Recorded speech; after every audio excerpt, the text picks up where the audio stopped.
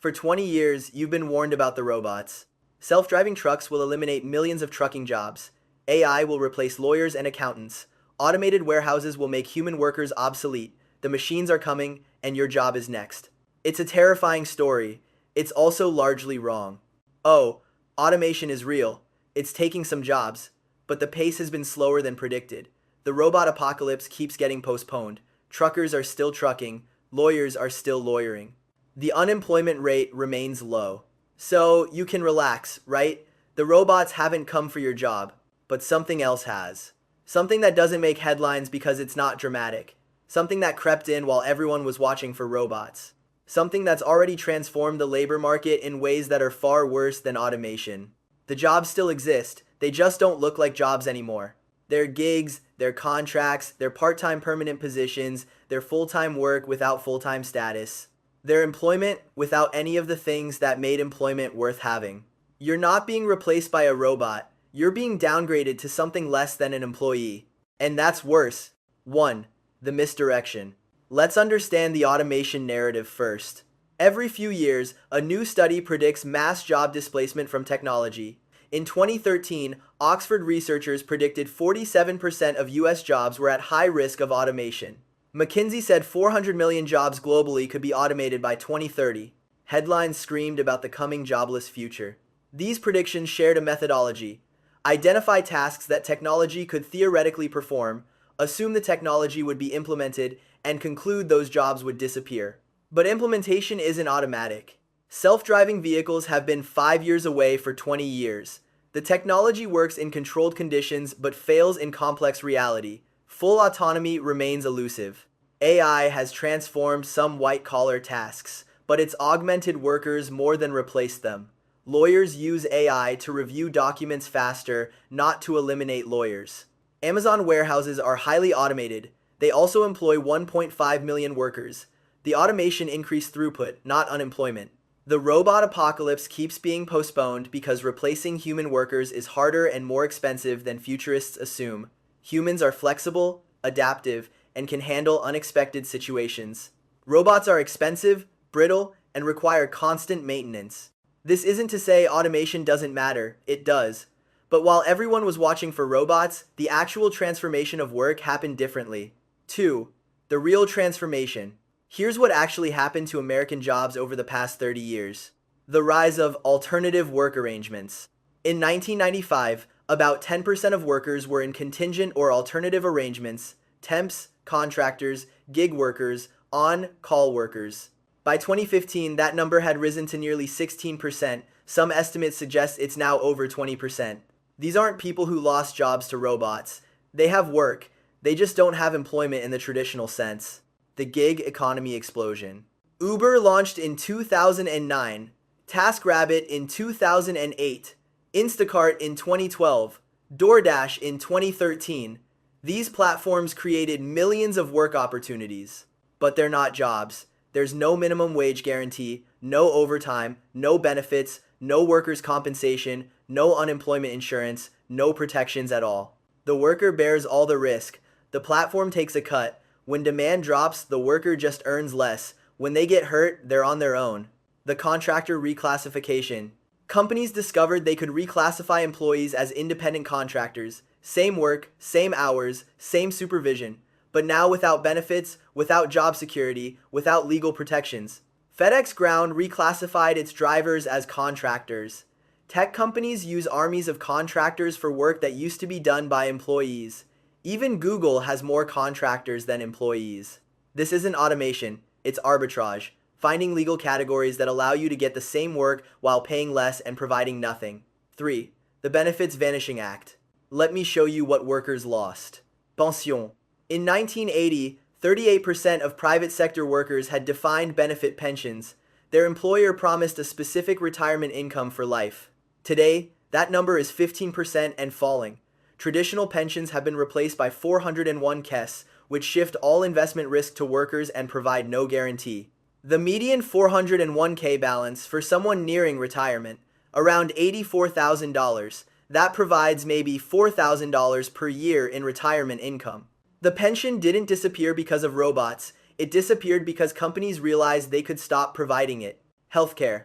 Employer-provided healthcare has eroded steadily, deductibles have risen dramatically, premium contributions shifted to workers, coverage is less comprehensive, and gig workers get nothing. No employer healthcare, they buy individual coverage or go without. Paid time off. America already provided less paid leave than other developed countries. Now, with more work shifting to gig and contract arrangements, even that minimal leave disappears. When you're paid by the task, there's no such thing as vacation. You just don't earn while you're not working. Job security. Traditional employment offered some stability. Layoffs happened, but there were norms. You couldn't be fired without cause. You had notice. You had severance. Gig workers can be deactivated instantly. Contractors can be terminated without cause. The app decides you're done, and you're done. 4. The same work, different category. Here's the trick that makes all this legal. Employment law distinguishes between employees and independent contractors. Employees get protections, minimum wage, overtime, anti-discrimination laws, workplace safety, unemployment insurance. Contractors get none of that. The legal test for who's a contractor varies by jurisdiction, but generally involves questions like, does the worker control how the work is done? Do they work for multiple clients? Do they have their own tools? But companies have learned to structure arrangements that check the right boxes while functionally treating workers as employees. An Uber driver uses the Uber app. Uber sets the price. Uber determines which rides they're offered. Uber can deactivate them for various reasons. In every meaningful sense, Uber controls the work. But Uber calls them contractors, because if they're employees, Uber owes them minimum wage, overtime, benefits, unemployment insurance, workers' comp. The difference isn't in the work, it's in the legal fiction. California tried to change this with AB 5, a law that made it harder to classify workers as contractors. The gig companies spent $200 million on a ballot initiative to exempt themselves. They won. The law serves those who can afford to change it. 5. The permanent temp. Even within traditional employment, the degradation is visible. Companies now maintain two-tier workforces, a core of full-time employees with benefits and a periphery of temps, contractors, and part-timers who do the same work without the same compensation. At some companies, temps have been temporary for years. They sit next to permanent employees, do identical work, and earn 30% less with no benefits. Microsoft used so many permatemps that they faced a class action lawsuit. They settled and changed their policies, but the practice continues across corporate America. Colleges now rely primarily on adjunct professors. These contingent faculty teach the same classes as tenured professors but earn a fraction of the pay, have no job security, and receive no benefits. Roughly 3/4 of college instructors are now off the tenure track. Hospitals use traveling nurses. Tech companies use contract engineers. Media companies use freelance writers. The work gets done, just by people with no stake in the institution and no claim on its future. This isn't automation eliminating jobs, it's employment being drained of everything that made it valuable while the work itself remains. 6. The gig downgrade. Let's talk about what gig work actually looks like. An Uber driver in a major city might earn gross revenue of $25.30 per hour during busy times. Sounds decent, right? Now subtract. Vehicle expenses, fuel, maintenance, depreciation, insurance. These run $10.15 per hour of driving. Platform fees. Uber takes 25-30% of the fare. Self-employment taxes. 15.3% that employers normally split with employees. No benefits. Health insurance, retirement savings, paid time off. If these were provided by an employer, they'd be worth $5.10 per hour. The actual hourly wage accounting for all costs, studies suggest it's often below minimum wage, sometimes well below. But the app shows a big gross number. The driver doesn't see the full accounting until tax time, if ever. The illusion of good earnings keeps people driving. DoorDash, Instacart, TaskRabbit, the math is similar. High gross earnings, substantial costs, minimal net income, zero benefits, complete income volatility.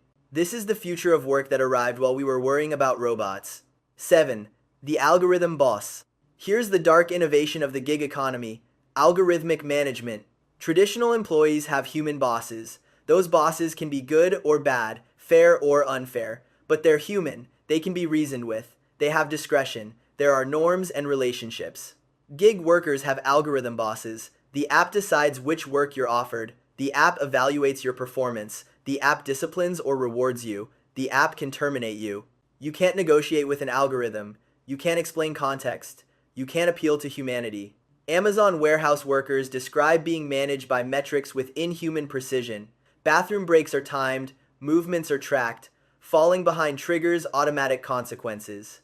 Delivery drivers for various apps face similar algorithmic control. Accept rates, completion rates, customer ratings, the numbers determine your access to work. This is a new kind of workplace despotism. The boss has been automated, but the worker hasn't. You're still human, subject to all the limitations and needs of a human body, but you're judged by a system that doesn't acknowledge those needs. The robots didn't take your job, they became your manager. 8. The freelance fantasy. There's a narrative that makes all this sound good. Be your own boss. Flexible work. The freedom of entrepreneurship. Side hustle culture. And for some people, this is true. Skilled professionals who freelance by choice, consultants who command high rates and choose their projects, can thrive. But for most gig workers, the freedom is illusory. You're not your own boss when the platform can deactivate you at any time. You're not flexible when you need to work every available hour to make rent. You're not an entrepreneur when you have no capital, no employees, and no ability to set prices. The freedom of gig work is the freedom to have no protections, the freedom to bear all the risk while the platform takes its cut, the freedom to be exploited without even the minimal safeguards that traditional employment provides. A 2019 survey found that 58% of gig workers would prefer traditional employment. They're not gigging by choice, they're gigging because it's what's available. The freelance fantasy benefits the platforms and the companies that use contractors. It disguises exploitation as empowerment. It makes precarity sound like liberation. 9. Why companies do this. Let me be explicit about the economics. An employee costs more than their salary. There's the employer's share of payroll taxes, healthcare premiums, retirement contributions, paid time off, training, HR administration, legal liability. The fully loaded cost of an employee might be 30–50% above their salary. A contractor or gig worker, just pay them for the work, nothing else. If you can get the same output for 30–50% less cost, why wouldn't you? If you can terminate instantly instead of navigating HR processes, why wouldn't you? If you can transfer risk to workers instead of bearing it yourself, why wouldn't you? From a pure cost perspective, the shift to contingent work is rational. Every dollar saved on benefits is a dollar of profit. And there's no meaningful constraint. Unions are weak. Laws are full of loopholes. Workers have limited bargaining power. Companies do this because they can. The same way they offshored manufacturing when they could. The same way they automated when they could. The same way they've always minimized costs. The difference is, this isn't about productivity. Offshoring and automation, at least theoretically, increase efficiency. Reclassifying workers as contractors doesn't make them more productive. It just shifts costs from capital to labor. 10. The social insurance collapse. The degradation of employment has consequences beyond individual workers. American social insurance is built on the employment relationship. Social security taxes are collected through employers. Medicare taxes are collected through employers. Unemployment insurance, workers' compensation, all tied to employment. When work moves outside traditional employment, these systems break. Gig workers are responsible for their own social security and Medicare taxes. Many don't pay, either from ignorance or inability. They're building no safety net for retirement or disability. Unemployment insurance doesn't cover contractors. When the pandemic hit and gig work disappeared, these workers had no automatic cushion. Emergency programs had to be improvised. Workers' compensation doesn't cover gig workers. When they're injured on the job, they have no automatic coverage for medical care or lost wages. The social insurance system assumed most workers would be employees. As more workers fall outside that category, the system fails to protect them. This isn't just individual hardship, it's systemic fragility. Millions of workers with no safety net are one economic shock away from catastrophe. 11. The career that disappeared. Let me describe what was lost. A career used to be a progression. You started in an entry position. You learned, you advanced, you developed skills and relationships. You moved up the ladder. Eventually, you had seniority, expertise, and security. Companies invested in workers because they expected to keep them. Workers invested in companies because they expected a future there. This mutual investment created loyalty, institutional knowledge, and stability. It wasn't perfect, it often favored insiders and excluded outsiders, but it provided a framework for a working life. That framework is gone. Now, companies treat workers as interchangeable: hire for a project, release when it's done, no investment in development, no expectation of loyalty. Workers respond rationally. No commitment to any employer, constant job hopping, no identification with organizational mission. The gig economy is the extreme expression of this, but it's present throughout the labor market. Even employees are treated as disposable. The career, as a concept, is dying. What's replacing it is a series of transactions. Work for money, no past, no future, no trajectory. 12. What would fix this? Is there an alternative? What would it take to reverse this degradation? Legal reclassification. Make it harder to classify workers as contractors when they're functionally employees. Close loopholes. Enforce existing tests more strictly. This is what AB5 attempted before being gutted by corporate money. Portable benefits. Create benefit systems that aren't tied to specific employers. Universal healthcare. Portable retirement accounts. Pro-rated benefits that follow workers across jobs. If benefits were universal, the incentive to avoid employment status would diminish. Strengthen labor law. Make it easier to unionize. Extend labor protections to gig workers. Crack down on wage theft and misclassification. But unions face systematic legal obstacles, and gig workers are especially hard to organize. Sectoral bargaining. Instead of organizing workplace by workplace, set minimum standards for entire industries. Gig workers in rideshare would all be covered by the same negotiated terms. This is how many European countries handle labor relations. It could work here. Change incentives. Currently, companies save money by avoiding employment. Change that. Tax contingent labor arrangements. Require equal treatment for temps and contractors. Make the arbitrage unprofitable. None of these changes is easy. All face opposition from companies benefiting from the current system. Politics would have to overcome organized money. Conclusion. The quiet catastrophe. Here's what I want you to understand. While you were watching for robots, the nature of work changed beneath your feet. The job still exists. You can still find work. The unemployment rate is low. But the work is increasingly stripped of everything that made employment a foundation for a decent life. No benefits, no security, no career, no investment in you as a person, just tasks for money, managed by algorithms, terminated at will. The robots didn't take your job. Something worse happened. Your job was downgraded to a gig. Your career was downgraded to a series of transactions. Your working life was downgraded from relationship to exploitation. This didn't happen because of technology, though technology enabled it. It happened because companies found ways to extract work while providing less in return. It happened because labor law failed to keep up. It happened because workers lost the power to demand better. The question isn't whether robots will take your job. The question is whether you'll have a job worth having. Right now, for more and more workers, the answer is no. If this made you see the labor market differently, hit that subscribe button, because the threats we don't see are more dangerous than the ones we do. See you in the comments. And remember, the future of work isn't about human versus machine. It's about whether work will be a foundation for a decent life or just another form of exploitation.